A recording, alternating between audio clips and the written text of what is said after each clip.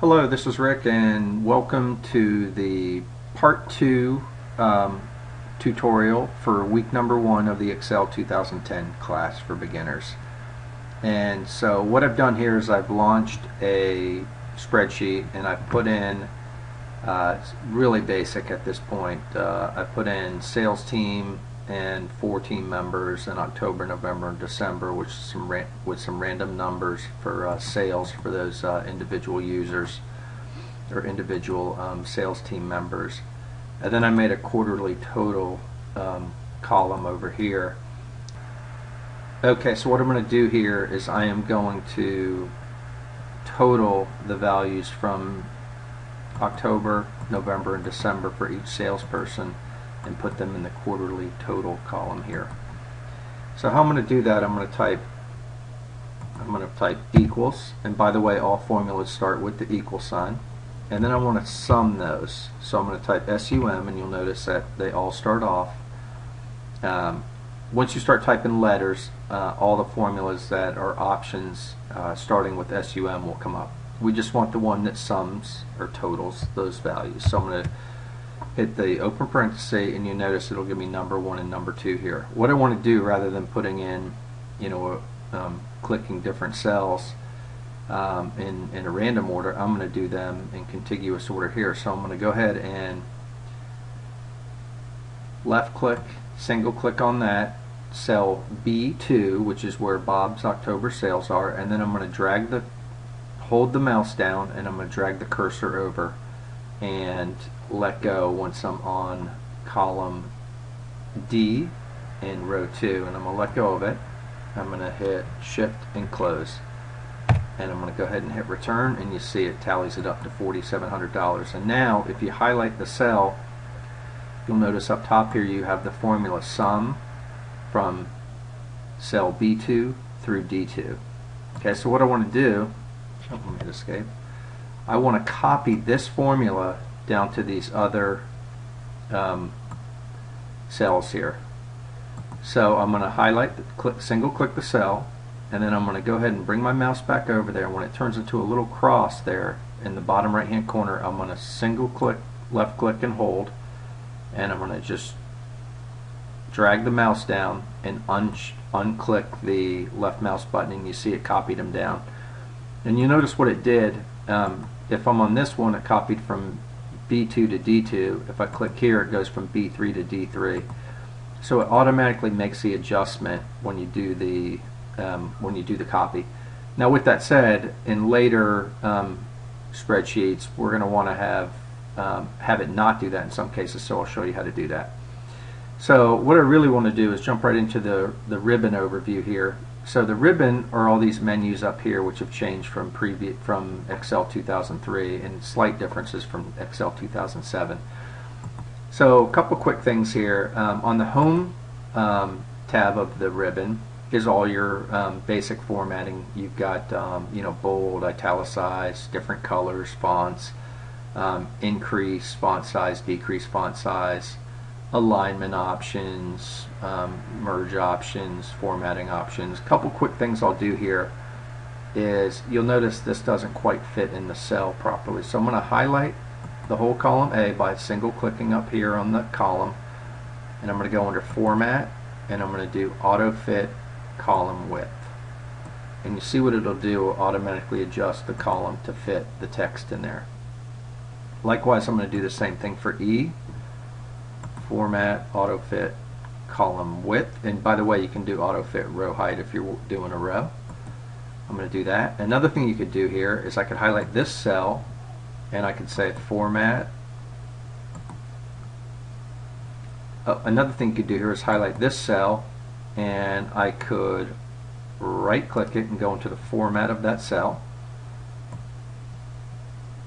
and now I left click it to choose format cells. And now I go to alignment, and I can choose wrap text. And when I make this a little bit smaller, I can manually adjust the size of these rows a couple ways, or columns a couple ways. I can get the mouse to the point where it turns into a cross right on the edge of the column there. Click and hold my left mouse button and just drag it a little bit. And you notice now the total dropped out of there. And the reason why it did that is because I said wrap text, but the row is not big enough to see it. So what I'm going to do, I'm going to go Format, Auto Fit, Row Height, and there you see it, quarterly total. Likewise, other formatting options. Here would be a good example. I want to center that. All right. Over here on the Insert button or Insert menu, you've got you could insert pictures, clip art, shapes if you wanted to draw an arrow or a a pop-up of some sort. Smart art, if you want to do any sort of a standard process thing or whatever you could pick out of there. Cancel. You could insert charts, whether it's a column chart, a pie chart, a bar chart. You could insert a text box, header, footers, things like that. Page layout is pretty self-explanatory, but this is where you go to customize the page, change the colors of the page, change the fonts of the page, turn on or off grid lines as an example, turn on and off headings, change the background, things like that. Formulas, we did a really basic formula here, equals sum, but over here under formulas you've got a lot of different formulas. For example, if you go under financial, I'm going to click here, and you go under financial and you click the little pull down there. If you wanted to find out, let's see, if you wanted to find out the future value, that would be FV for future value. It'll give you a little summary when you click on, when you highlight, when you hold the mouse over it, of investment or something like that. You could also go in and do payment as an example. That's a popular one. You're going to go car shopping. You can calculate different variables to see what your payment would be with different down payments and cost and interest rates and things like that. So those are just a couple of examples, but you can see there's loads of formulas to use here. Data, some common things to do there would be import from a database or import data from a text file. You'd click it here. I'm going to go ahead and just cancel out of that right now, but future tutorials will walk through these scenarios. You could sort data, you could remove duplicate data. We're going to hit a lot of these later in other tutorials in future weeks. I'll give you a quick example of a sort. I'm going to highlight the whole sheet here. I'm going to click sort, and I could go to quarterly total, and I could say largest to smallest, and now I sort them, and now you can see it changes the salespeople and sorts them by their total sales. Alright, so that's just an example of the sort. Let's see here. You could filter. There's data validation, which we'll talk about. Review, pretty self-explanatory. There's review options in here. You can add comments.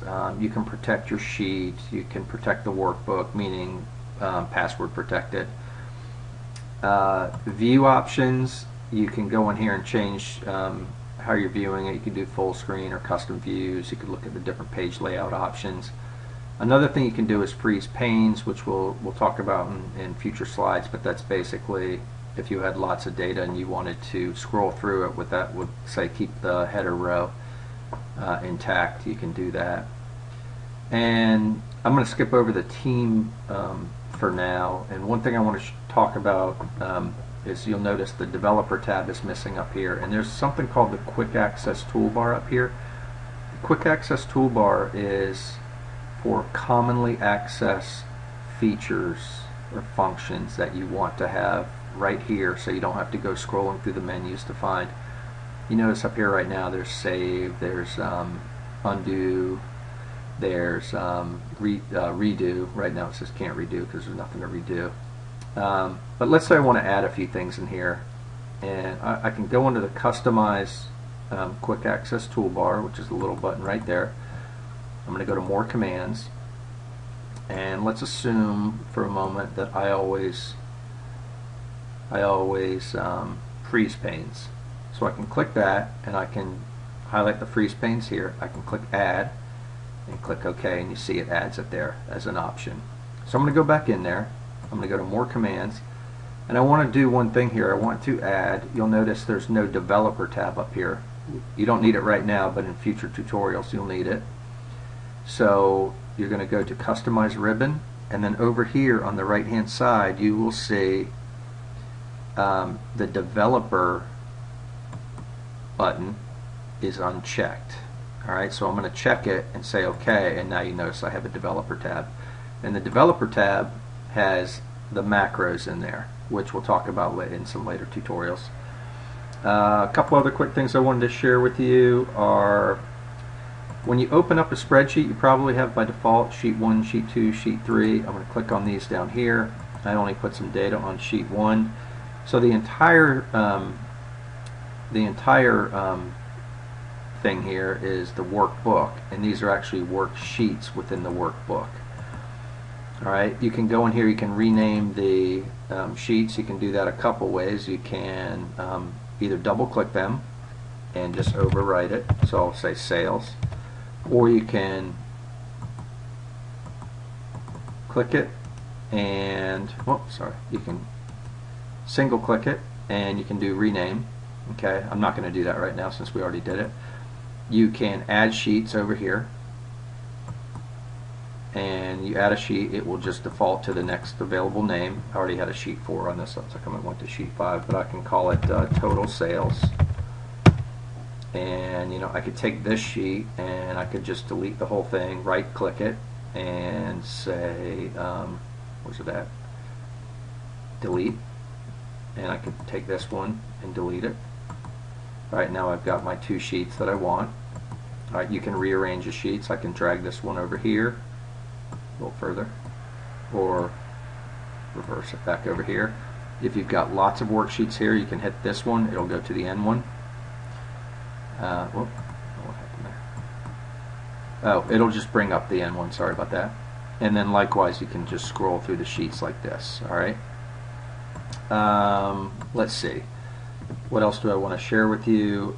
The last thing that I want to share with you is down here on the bottom right. There's a couple options. One is if you want to zoom in, you can just zoom in or zoom out. So I'm going to zoom in some, and you'll notice I'm going to scroll up now and you see how large the font is there. So I'm going to go ahead and return that to 100%. And then there's a couple options here. This is your normal layout view, your page layout view. So I'll change that. That'll give you the page layout view, and this will give you the page break view. Okay, and you probably want to increase it so you can see it better.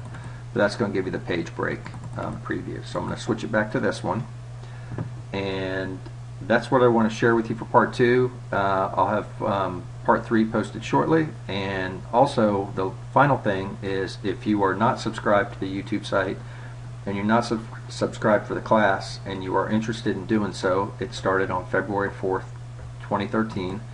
Go to the 10minutetrain.com website, go to Excel, go to the Excel tab, go over here, and you can sign up for the Excel 2010 course for beginners. Click the sign up now button. It will send an email to me. I'll put you on the list. All the files will be downloadable, and also all of the updates will go out. Of course, this will be available after the class is finished, and by the way, the class runs for 8 weeks. So thanks for joining, and talk to you later. Take care.